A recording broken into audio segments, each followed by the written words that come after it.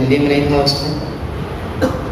उससे पहले एक मीटिंग और रखी थी गौतम साहब ने अपने निवास स्थान पे, उसमें वहाँ पर दिल्ली के लगभग में 55 से 60 भिक्षु उपस्थित थे। आज धम्म को आगे बढ़ाने के लिए, जन जन तक पहुँचाने के लिए प्रयास किया जा रहा है। महान बुद्ध ने उस समय केवल अपने धम्म के अनुसार सबसे पहले जो पंचपेय भिक्षुओं को उपदेश किया, फिर उसके बाद में यश और उनके साथी उनको धम्म सिखाया।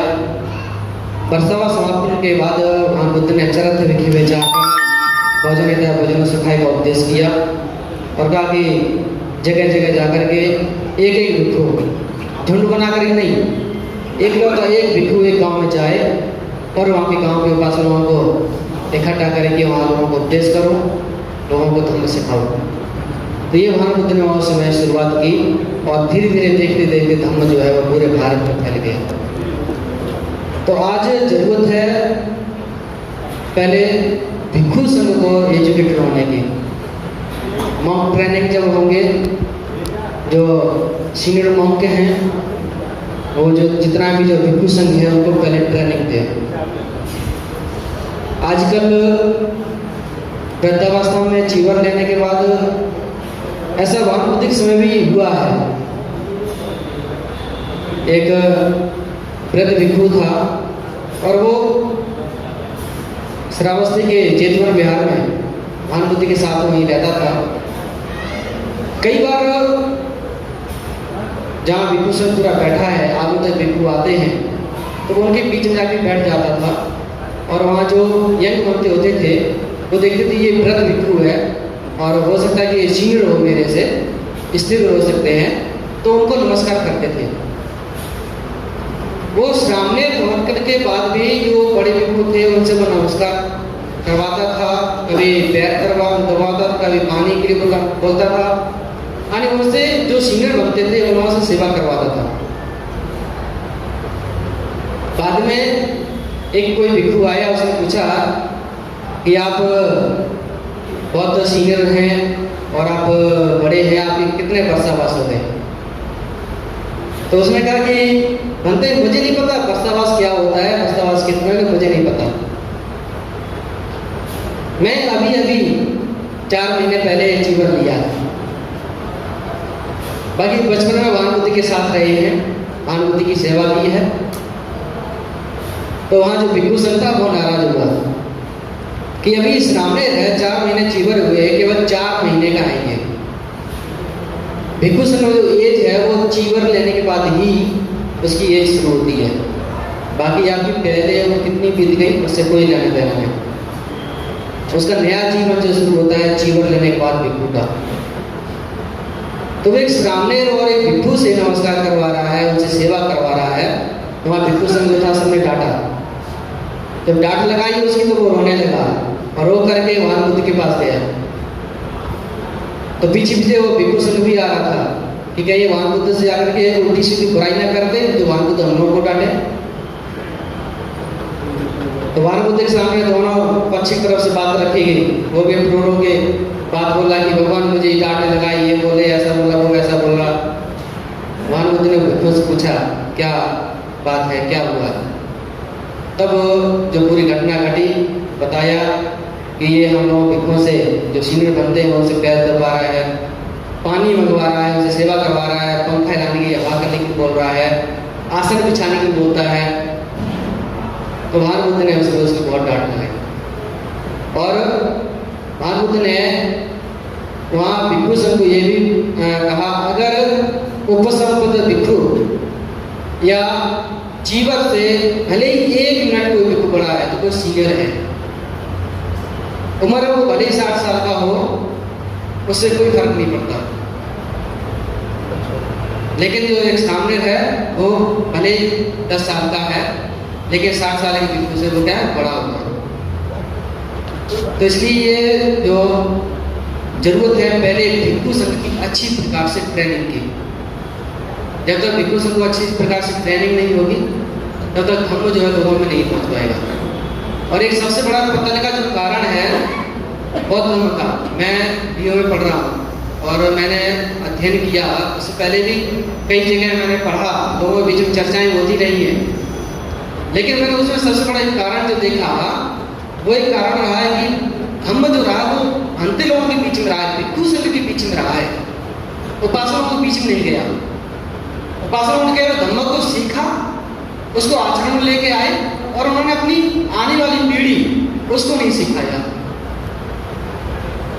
अगर कोई धम्म उपासक को सीखते, उसको कंठस्थ करते, आने वाली पीढ़ी को सिखाते, तो आज धम्म जो है इतनी जो जर्जर अवस्था में है ये ना होता।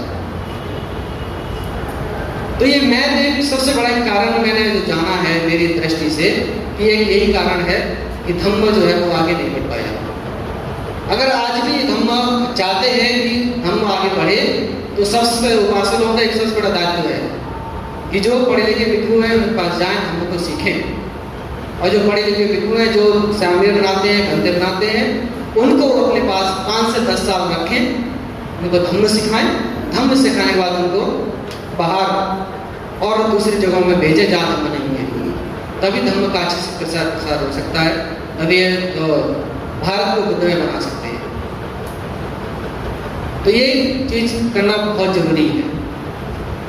बाकी मैं एक दो चीज और मैं कहना चाहूँगा कि अभी 2025 में 10 करोड़ उपासक या 10 करोड़ बौद्ध बनाने की जो बात हो रही है, मैं 10 करोड़ नहीं, मैं कहता हूँ कि 100 करोड़ बनाइए,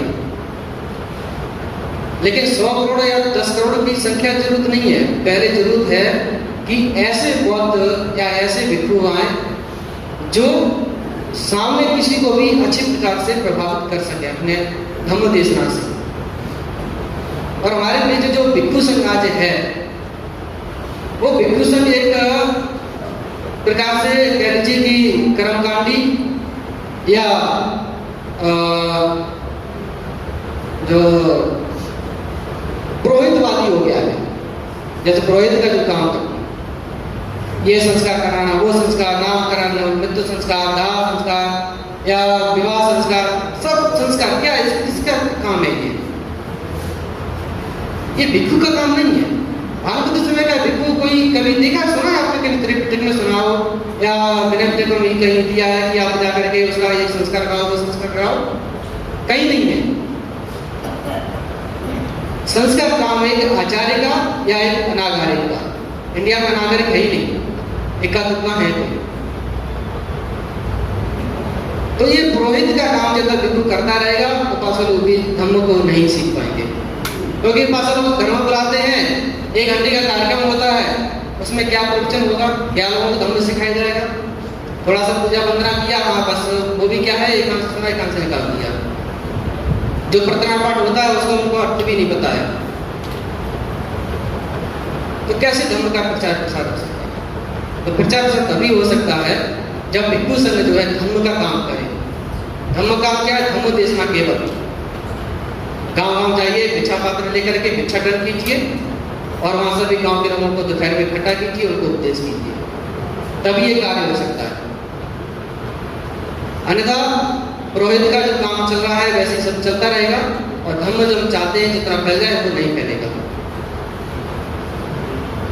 तो मैं आने वाला जो समय है, आजकल हम देखते हैं कि यंग भिक्षु बहुत कम है। दिल्ली से मैं नहीं देखता हूँ कि कोई भी शायद रामलीला कोई भिक्षु बना हो।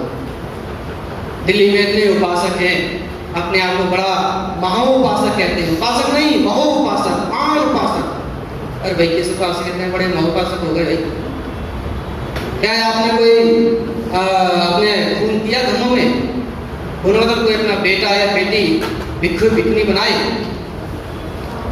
सम्राट अशोक ने उस समय 2000 वर्ष पहले अपने इतना 84,000 स्तूप के स्तंभ बनाने के बाद अपने गुरु से जब पूछा, मुगल पुत्र से, क्या गुरुजी मैं धम्मोपासक हो गया हूँ? तो उन्होंने कहा कि नहीं, अभी आप धम्मोपासक नहीं हुए। उन्होंने पूछा कि मैं क्या काम करूं जिससे मैं धम्मोपासक बन जाऊं? तब गुरु जी ने कहा कि आप अपना खून जब तक धम्म में नहीं दोगे तब तक धम्म उपासक नहीं कहलाओगे। फिर उसने अपने पुत्री और पुत्र को दोनों को संमित्र और मैत्र को भिक्षु भिक्षु बना करके श्रीलंका भेजा और बहुत क्या से बोधिपति टहनी लेके भेजा था। तो जब तक आप लोग जो कहते हैं अपने आप को महोपासक कहते हैं, वो तभी महोपासक हो सकते हैं जब वो अपने बेटा बेटी को या पुत्र पुत्र किसी को भिक्षु बनाएंगे या भिक्षुनी बनाएंगे। तो मैं ज़्यादा नहीं कहते हुए अभी सभी के लिए मंगल कामना करता हूँ। और अगर आप चाहते हैं कि धर्म आगे बढ़े तो अपने परिवार से एक भिक्षु एक भिक्षुनी अवश्य धर्म में दें, तभी धर्म का प्रचार हो सकता है। इस किताब सभी के लिए मंगल कामना करता हूँ। भिक्षु संघ से मैं आशीर्वाद चाहता हूँ। Press the bell icon on the YouTube app and never miss another update.